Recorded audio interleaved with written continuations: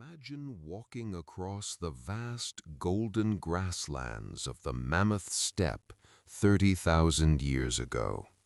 The air is crisp, and the ground beneath you is a solid, eternal floor of ice. Today, that world is re-emerging from the mud of the Siberian tundra and the riverbanks of Alaska. When we talk about the Frozen Bestiary, we aren't just talking about bones, we are talking about biological time capsules. The first star of our story is the Lena Horse. In 2018, in the Bataiga crater, a massive thermokarst depression, known locally as the Gateway to Hell, researchers spotted something dark against the melting ice. It was a foal, just 2 months old when it died, roughly 42,000 years ago. Unlike a typical fossil, this horse was pristine. Its bay-colored hair was still attached to its hide. Its hooves were intact. But the truly crazy discovery happened in the lab.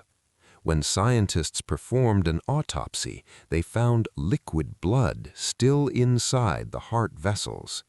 Because the permafrost acted like a natural cryogenic freezer, the foal's muscle tissue remained a healthy red. It is the best preserved Ice Age horse ever found, offering a literal blueprinting of a species that had been extinct for millennia. But the horse was just the beginning. We must travel to the Lyakavi Islands to meet Yucca, a young woolly mammoth found in 2010. Yucca is perhaps the most famous mummy in the world. Why? Because the permafrost preserved her brain. This allowed scientists to see the neural structures of a creature that lived 39,000 years ago. As researchers cleaned the mud away, they found soft tissue so well preserved that it still smelled of ancient earth. Even more startling were the deep, unhealed scratches on her hide, evidence of a desperate struggle with Ice Age lions, followed by the jagged marks of stone tools. This suggests that Yucca wasn't just a victim of nature, but a point of contact between the great beasts and our own ancestors. These discoveries are transforming our understanding of biology. In Alaska's interior, gold miners often find muck, a mix of frozen silt and organic matter that smells like rotting meat. That scent is the scent of the Pleistocene. It is the odor of mammoths and megahorses defrosting after a deep sleep. These animals didn't just die, they were swallowed by the earth, sealed away from oxygen and decay. Today, they are returning to tell us that the past isn't as far away as we thought. Close your eyes and imagine the silence of the Arctic night 30,000 years ago. In this landscape, you weren't just a traveler, you were prey. The permafrost is now surrendering the remains of the creatures that once ruled the top of the food chain, and the level of detail is enough to make your skin crawl. These aren't just skeletons, they are the faces of ancient hunger. The most jarring discovery came in 2018 on the banks of the Terek River in Yakutia. A local man searching for mammoth tusks happened upon a severed head staring out from the mud.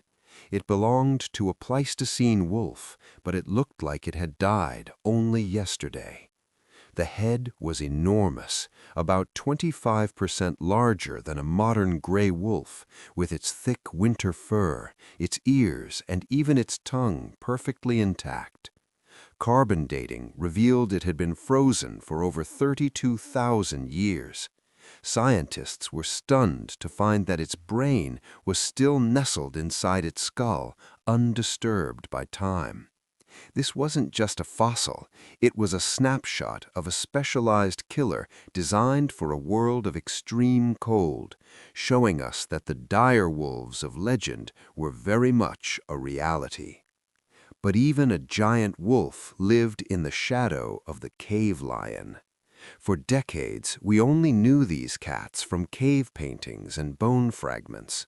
That changed with the discovery of Sparta and Boris, two tiny cave lion cubs found just meters apart. Sparta is arguably the best preserved Ice Age animal ever discovered. When you look at her, you see her whiskers, her golden tan fur, and even the tiny pads on her paws. She was roughly 28,000 years old, while Boris was even older, dating back nearly 44,000 years. High-resolution CT scans of these cubs revealed something heartbreaking. Their skeletons showed no signs of being crushed by predators or trampled by mammoths. Instead, they likely died in a sudden mudslide or fell into a fissure in the ice that became their tomb. Their internal organs, including their tiny hearts and lungs, were still in place.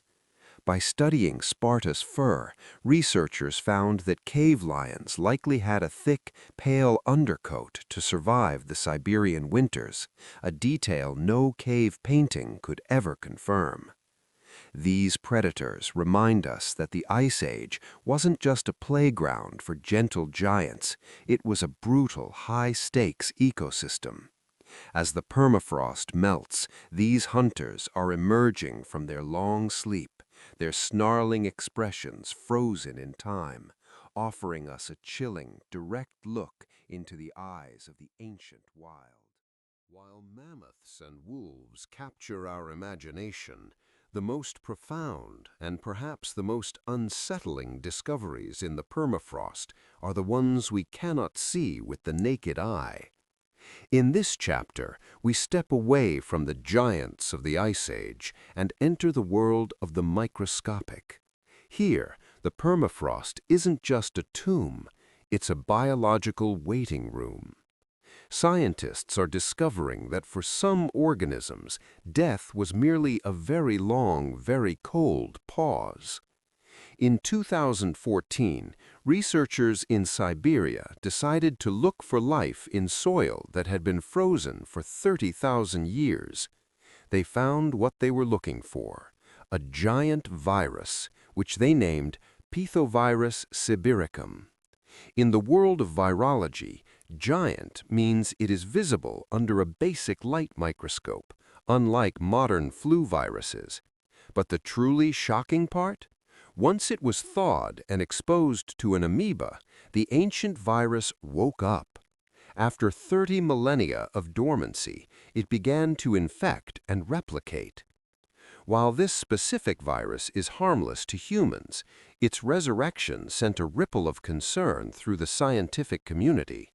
It proved that pathogens we thought were long gone could theoretically return as the ice thins.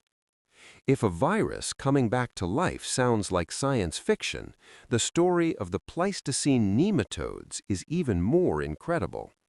In 2018, a team of Russian scientists, in collaboration with Princeton University, analyzed over 300 samples of frozen soil. They hit the jackpot with 2 samples, one from a squirrel burrow 32,000 years old, and another from a glacial deposit 41,700 years old. Inside these samples were tiny round worms, or nematodes. After being slowly thawed in a controlled lab environment, these worms, which had been frozen since the time of the Neanderthals, began to move. They started eating. These were not just preserved specimens, they were living creatures that had successfully hit the pause button on their biological clocks for 40,000 years. This process, known as cryptobiosis, allows the organism to shut down its metabolism until conditions improve. These microscopic survivors challenge our very definition of life and death.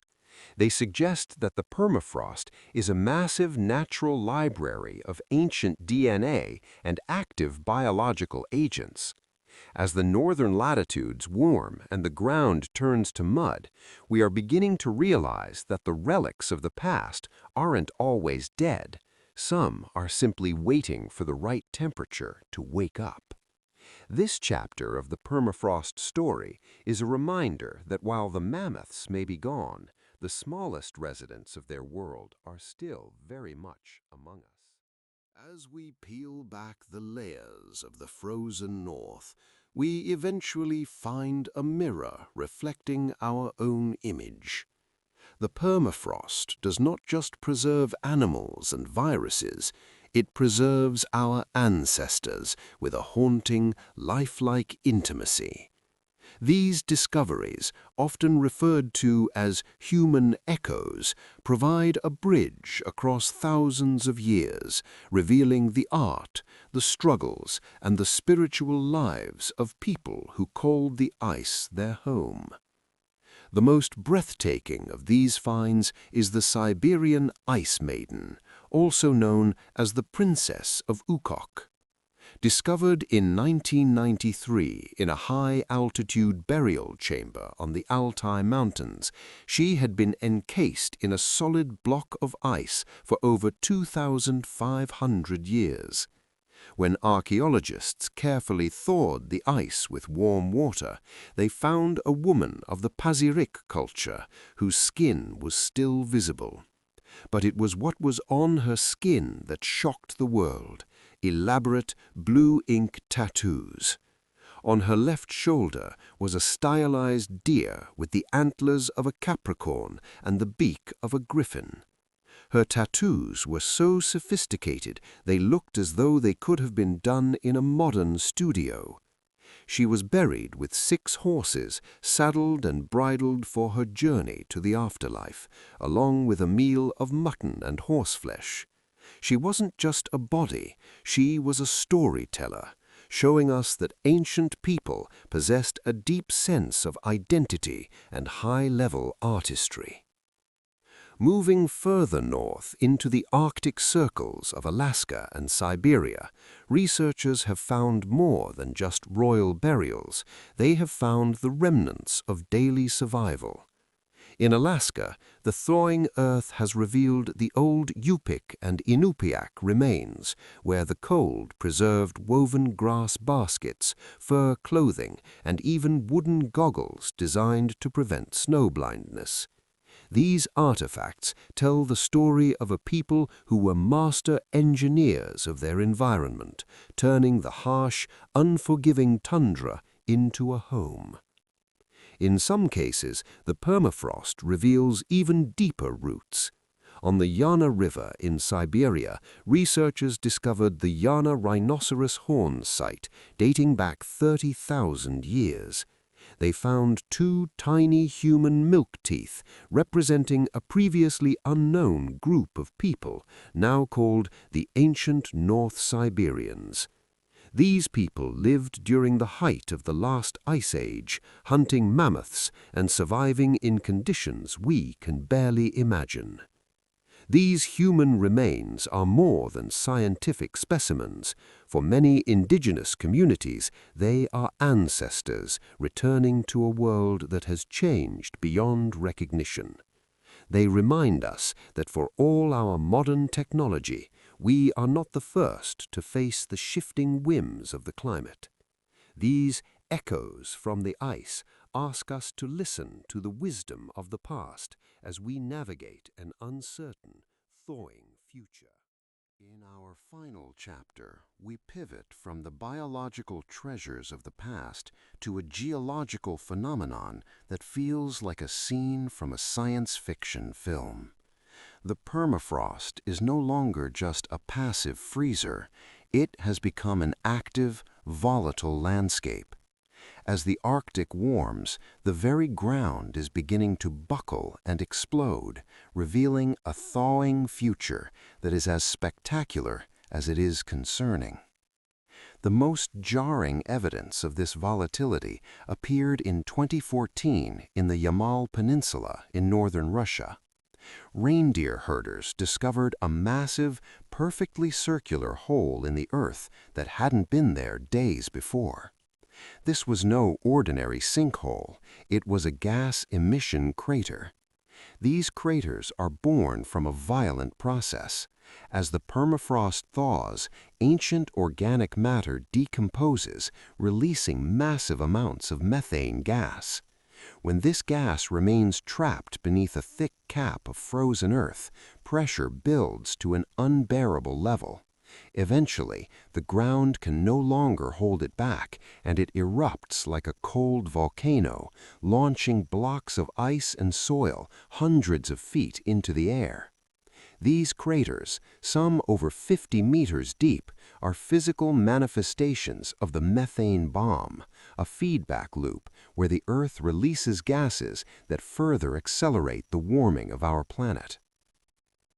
Not far away lies the Batagaika crater, a massive megaslump that has earned the name the Gateway to Hell. What began as a small patch of cleared land in the 1960s has grown into a tadpole-shaped chasm over a kilometer long. As the permafrost melts, the land literally liquefies and flows away. The sound of the crater growing is constant, the rhythmic thud of frozen earth falling and the trickle of ancient water. For scientists, the retreating walls of Batagaika are a vertical timeline exposing 650,000 years of climate history. But for the local inhabitants, it is a monster swallowing the forest and threatening their way of life. The impact of this thaw is felt far beyond these craters. In Alaska and Siberia, the modern impact is visible in drunken forests, where trees tilt at wild angles because the ice holding their roots has turned to slush. Roads buckle into waves, and houses built on what was once thought to be permanently frozen ground are cracking in half. This final chapter of our journey reminds us that the permafrost is the foundation of the North. As that foundation softens, the craziest discoveries aren't just the mammoths we find inside the ice, but the realization of how much our global climate depends on the ice staying exactly where it is. The story of the permafrost is no longer just about what happened tens of thousands of years ago. It is a story about what is happening to our world right now.